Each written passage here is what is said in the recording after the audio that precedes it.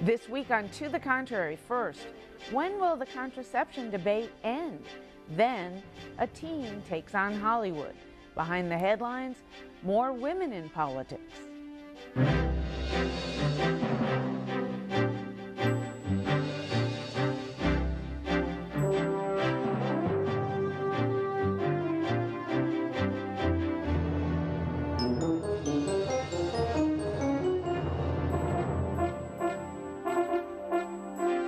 Hello, I'm Bonnie Urbay. Welcome to the Contrary, a discussion of news and social trends from diverse perspectives. Behind the headlines, women in politics. The 2010 off-year elections marked a historic first for women in Congress and in state legislatures. It wasn't a good one. So the 2012 Project, a new nonpartisan group, was launched to turn the trend around for this year. In 1992, American voters elected an unprecedented number of women to Congress. The so-named Year of the Woman encouraged and inspired many more women to run for office, and they did until 2010.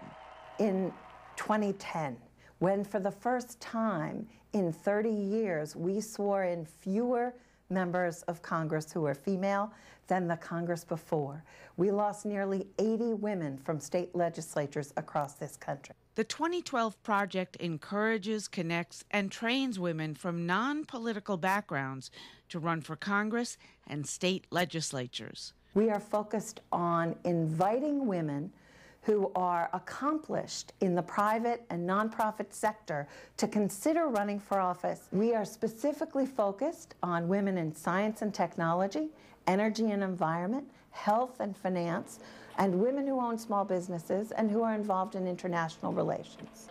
Hughes says this is an important year for this work. Once every 10 years, we redistrict and reapportion the states, and we move congressional districts around, we redraw the state legislative lines, and so that creates new seats, competitive seats, and new opportunities for newcomers and outsiders.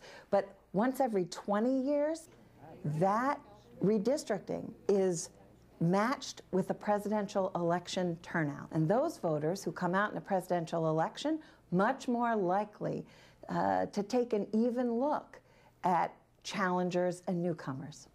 I'm Aisha Tyler. Did you know the 2012 Project enlisted comedian and actress Aisha Tyler to help recruit women to run? Seriously, America? But most ambassadors for the 2012 Project come from the political realm.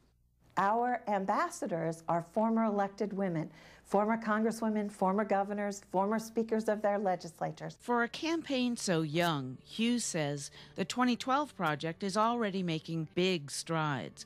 The campaign has already recruited 435 women to explore runs for office. Many of them are filed, many more are filing, many are considering races in 14 or 16.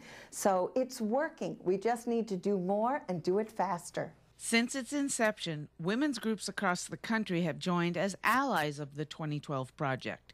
The project has 110 allies and is part of Political Parity, a consortium of women's groups dedicated to getting women from both parties to run for office. Roundtable discussion sponsored by Political Parity. My name is... In an environment that is as charged and partisan as the one we are in, especially in a presidential election year, it is a departure to see such cooperation across party lines on behalf of an effort like electing more women.